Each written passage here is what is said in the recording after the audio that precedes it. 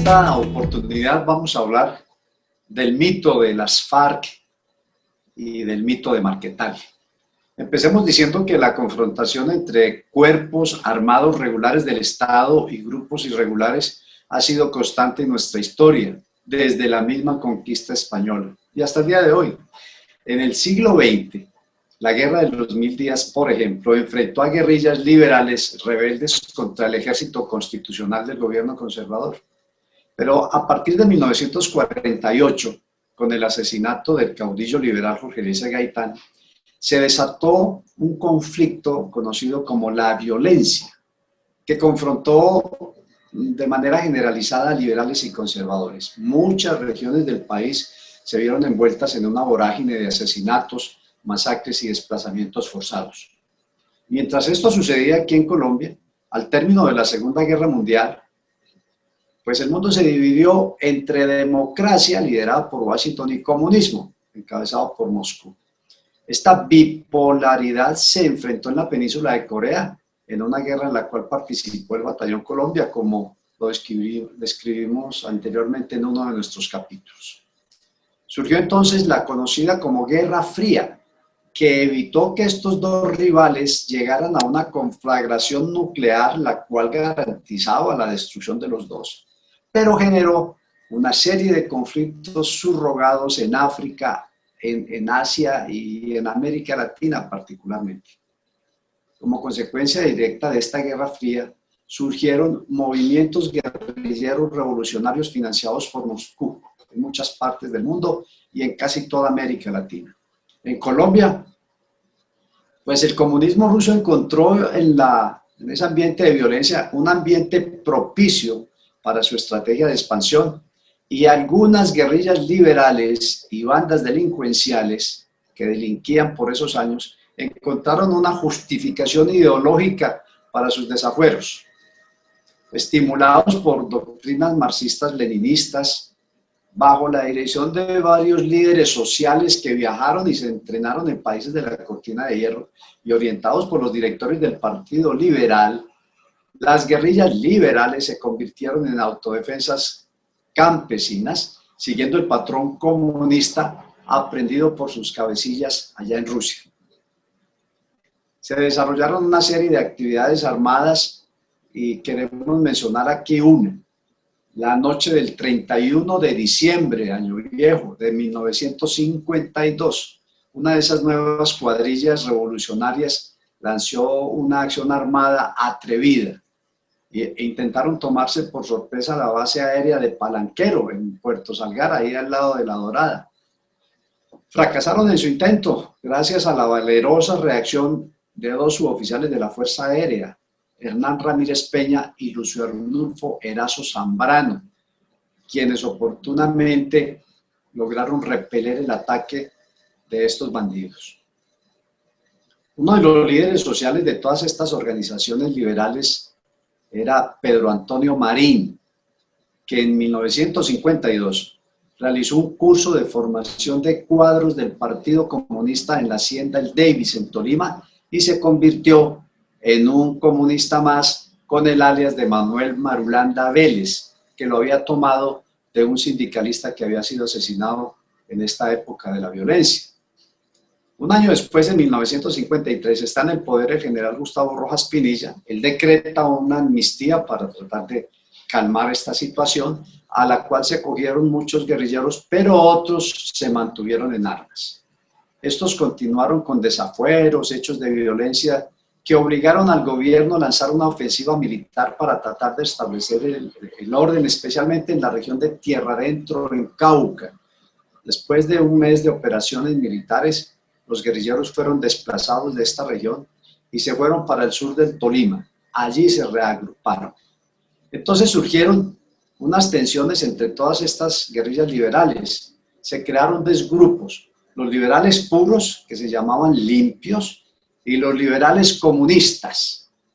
En una primera conferencia guerrillera que hubo en 1955, intentaron resolver estas peleas entre ellas internas, pero las disputas siguieron al punto que los limpios se unieron al gobierno militar para ayudarle al ejército a tomarse el Davis y a liquidar a los comunistas.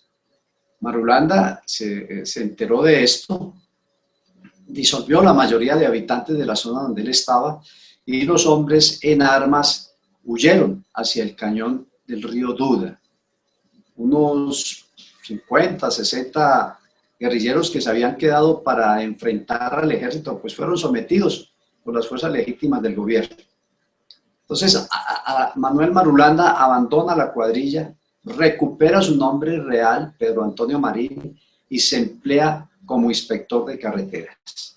2 años más tarde, en 1960, un guerrillero liberal de los limpios, es decir, de los que apoyaban el gobierno, alias Mariachi, asesinó a otro alias Charro Negro, liberal comunista y gran amigo de Marín.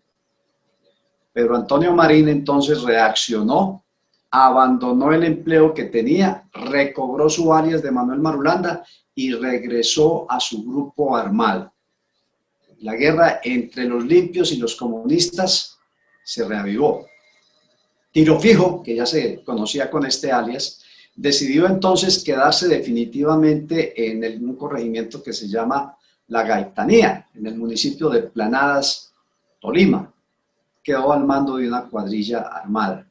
Igualmente creó una estructura que la trajo de las autodefensas campesinas que les mencioné y la llamó La Móvil, que era un grupo de unos 30, 40 hombres bien entrenados para enfrentar a las tropas oficiales, y así lo hicieron durante los años siguientes.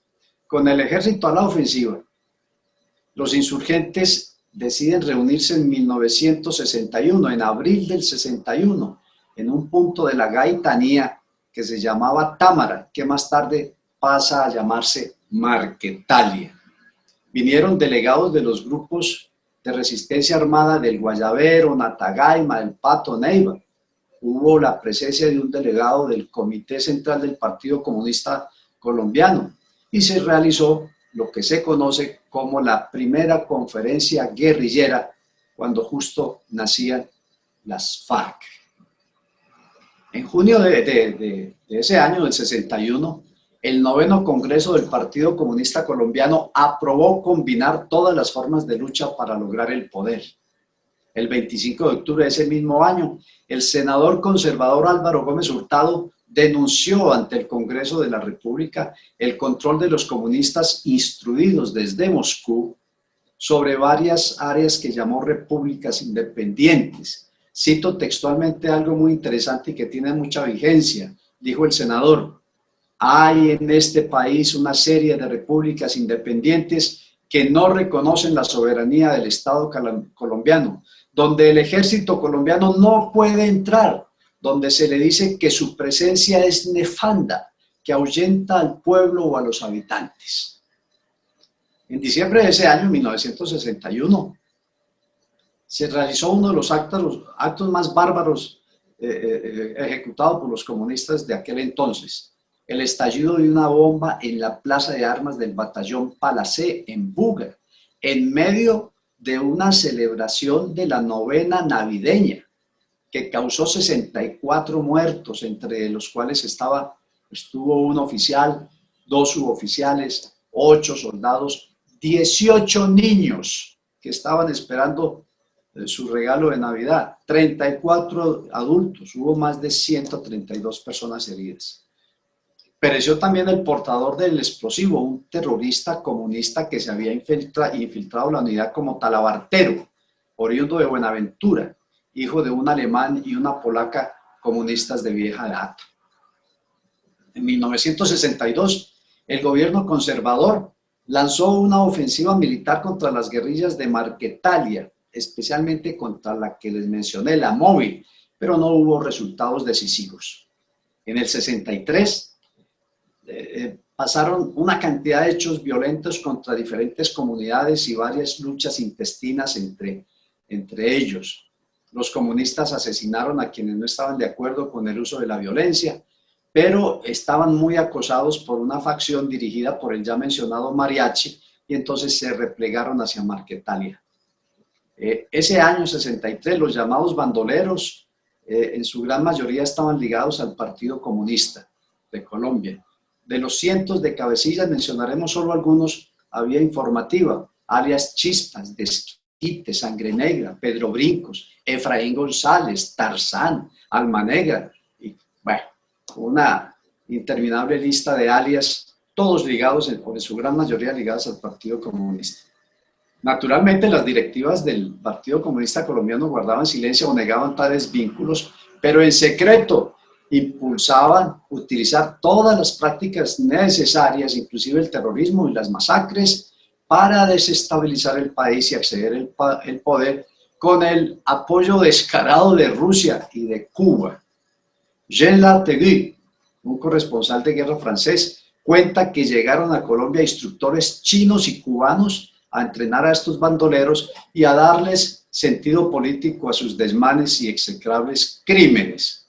Se desató entonces una ola de atentados terroristas en Bogotá, Cali y otras ciudades.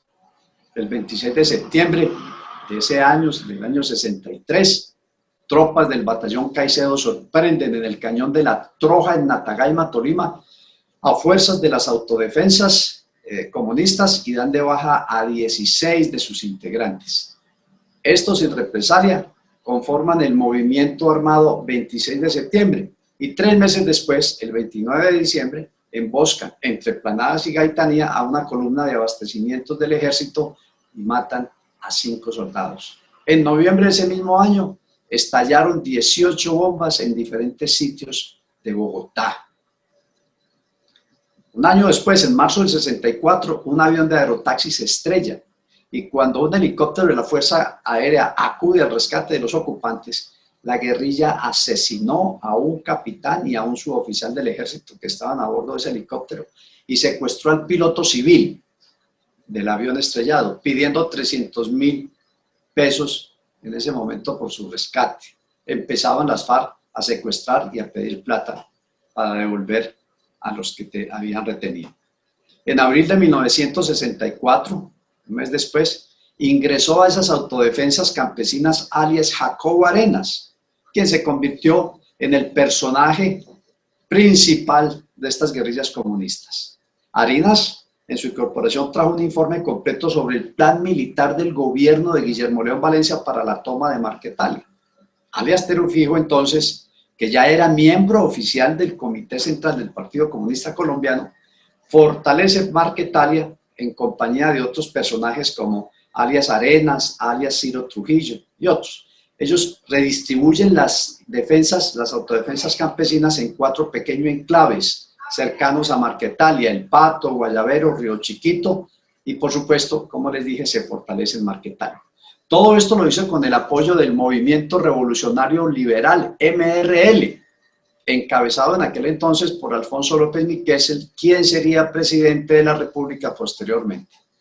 De acuerdo al manual revolucionario de esas fechas, las autodefensas servían para la preparación militar e instrucción política de las comunidades y para proveer, por supuesto, los hombres de la guerrilla. El gobierno entonces decide lanzar la ofensiva, previendo y esperando que fuera decisiva y final. El general Gabriel Reveis Pizarro, que era el comandante de las fuerzas militares, advirtió al gobierno que las regiones en las cuales se iba a intervenir, abro comillas, deberían recibir una decidida y rápida acción del Instituto Colombiano de la Reforma Agraria, INCORA, y otras entidades del Estado con el fin de resolver problemas urgentes.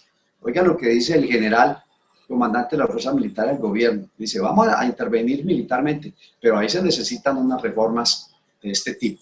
Muy importante eso. El mando táctico de la operación quedó bajo la responsabilidad del coronel Urrea Cubides, en aquel entonces comandante de la 6ª Brigada en Ibagué. Se dispuso de 3 batallones para asegurar todo el área, con tropas especializadas en contrainsurgencia, grupos de inteligencia y helicópteros y unos cuantos aviones de combate. El total eran unos 2.000 hombres y 5 helicópteros los que intervendrían en la acción. La autodenominada República Independiente de Marquetalia, mientras tanto, había establecido un tribunal revolucionario que juzgó y ejecutó a muchos de sus propios miembros, entre ellos a alias Capitán Figueredo y a alias Chorro de Humo, a quienes acusó de traición. También ese tribunal revolucionario ejecutó a civiles de la región que no estaban de acuerdo a ellos. Se menciona mucho el caso de la profesora Betty Tarquín. En esa área se repartieron carnets con el sello del Partido Comunista de Colombia, Comité Central Bogotá, a todos los habitantes. Se autoproclamó un gobierno popular, se inundó la región con estampillas y bonos, impuestos obligatorios. La zona era visitada por observadores de otras regiones del país e internacionales, como el cubano Máximo Grobat. Nacen entonces oficialmente las FARC. El movimiento insurgente, además de prepararse para enfrentar la ofensiva del gobierno que ya se veía encima, lanzó una campaña de proclamas, cartas y comunicados a todas las instituciones y organismos y a las redes comunistas de apoyo. No existían redes sociales en aquel entonces, nacionales y extranjeras, denunciando el inminente ataque. El Foro Mundial de las Juventudes de la Juventud Obrera Soviética desde Moscú anunció su apoyo a Marquetalia. Un grupo de intelectuales franceses encabezados, fíjense ustedes, por Jean-Paul Sartre y su amante Simone de Beauvoir, enviaron una carta de solidaridad con los campesinos de la región. Yo creo que ni siquiera sabían dónde quedaba esa Marquetalia. Un grupo de sacerdotes y políticos se volvió a ir. No. ¿Aló? ¿Aló? No, está bien, coronel, está muy bien, está muy bien. Está muy bien. Bueno, entonces un grupo voy a empezar. No. Sí. Un grupo de sacerdotes y políticos liberales pidieron enviar una comisión a Marquetalia a establecer un diálogo. Entre los solicitantes estaba nada menos que el cura Camilo Torres. Del ELN hablaremos después.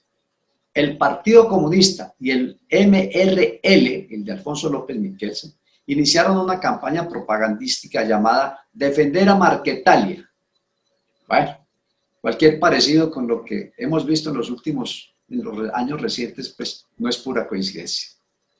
Las iniciativas mediáticas y políticas no fueron atendidas por el presidente Guillermo León Valencia, quien aprobó la operación militar, y esta se lanzó. El 18 de mayo de 1964, con orden presidencial, se lanza la Operación Soberanía y 975 soldados empiezan a avanzar hacia Marquetalia. El área de operaciones es un altiplano de unos 800 kilómetros cuadrados sobre la cordillera central, entre las serranías de Atá e Iquirá, por donde corren dos ríos con los mismos nombres. Es una zona boscosa de difícil penetración.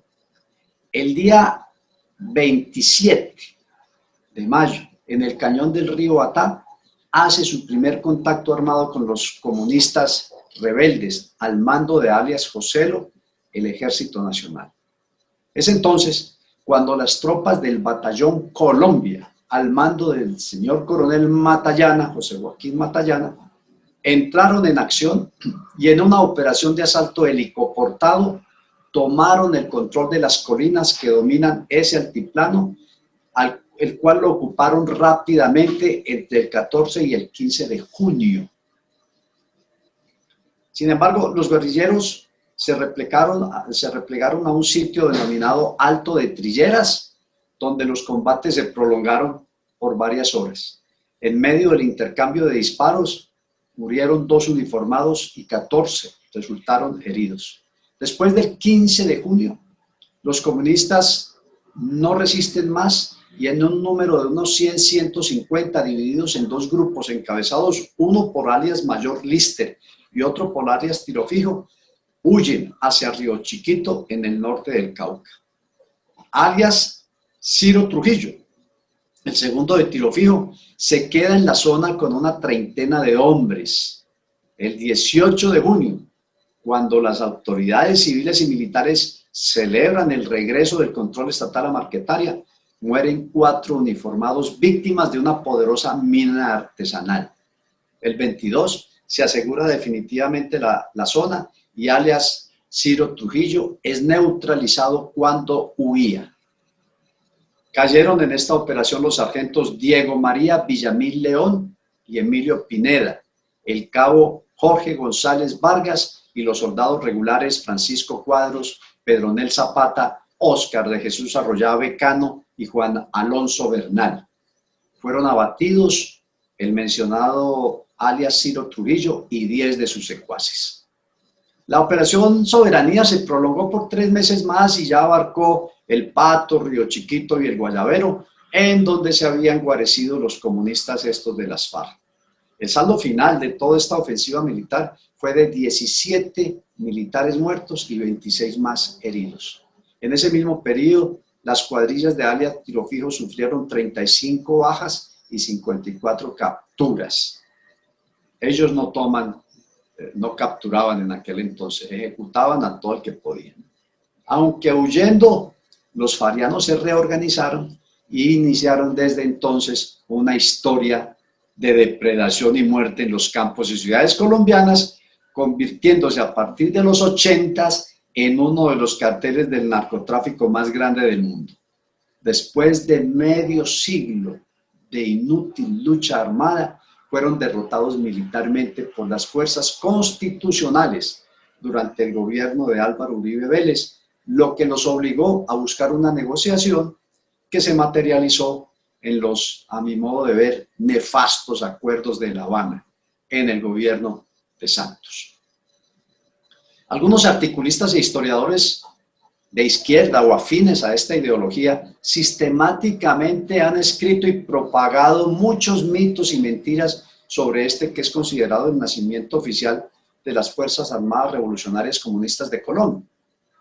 En su tónica de darle un valor de gesta heroica a esta oleada de violencia delictual, algunos de ellos dicen que las bandas comunistas, abro comillas, desenterraron algunas almas de la guerra de los 1000 días para defenderse.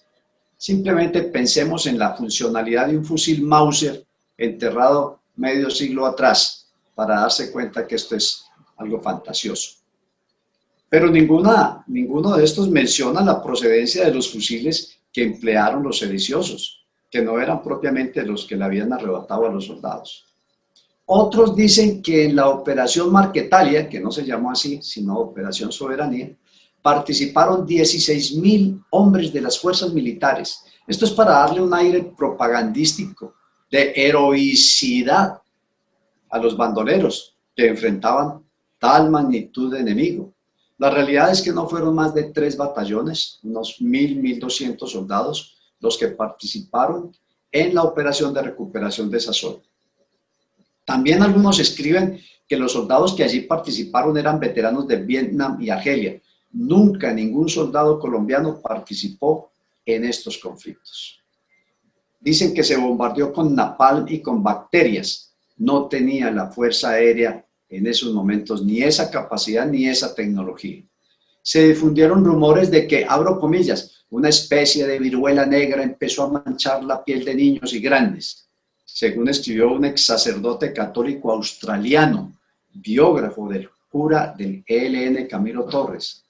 También dicen que alrededor de 2.000 campesinos fueron desalojados, encarcelados y aproximadamente 200 de ellos torturados y asesinados, que se establecieron mataderos públicos de hombres y mujeres liberales y comunistas, de ancianos y niños, convirtiendo los alrededores de Chaparral en un verdadero campo de exterminio. Pues esto está tratando de popularizar otra entelequia histórica como la de las masacres de las bananeras. No hay ningún registro ni testimonio que certifique ni diga que el ejército cometió tales atrocidades.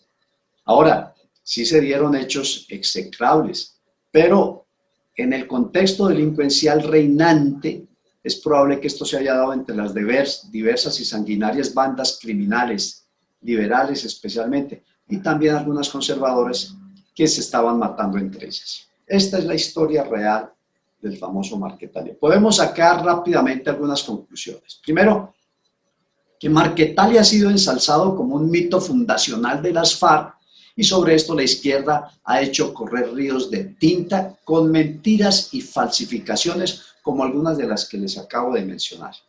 La derrota militar a manos del Ejército Nacional ha querido ser minimizada y por el contrario se ha buscado ensalzar una supuesta resistencia campesina que no existió en Marquetalia.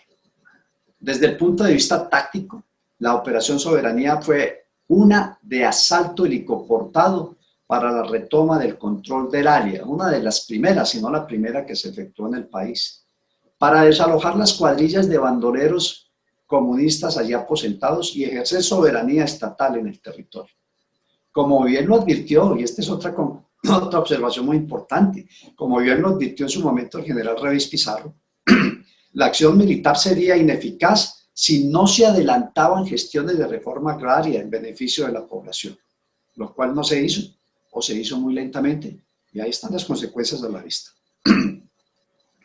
Esta fábula fundacional fariana se quiere revivir ahora en estos años con la tal nueva Marquetalia, proclamada el pasado mes de junio de este 2020 desde la frontera con Venezuela. El rumbo que tomen los acontecimientos de ahora en adelante puede seguir un derrotero similar al de hace 60 años, teniendo en cuenta, eso sí, el dinero del narcotráfico y la minería ilegal, la tecnología militar disponible y la intervención directa de Venezuela, que son factores nuevos si queremos parangonar lo que sucedió hace 60 años con lo que eventualmente podría suceder ahora. Finalmente, yo recomiendo a los interesados que adquieran y lean detalladamente el libro. El título del libro es Memoria histórica de las FARC, su verdadero origen, escrito por Fernando Vargas Kemba y Elkin Gallego, que es un revelador escrito que muestra con serias bases documentales y testimoniales el verdadero origen comunista soviético de las narcoterroristas FARC, que ahora con parlamentarios ilegítimos en el Congreso y cuadrillas armadas en el campo, sin renegar de su doctrina de la combinación de todas las formas de lucha, han iniciado una segunda versión de su fracasada historia de dolor y estupidez. Bueno, esto ha sido todo por hoy. Los esperamos para el próximo capítulo de esta breve historia militar de Colombia.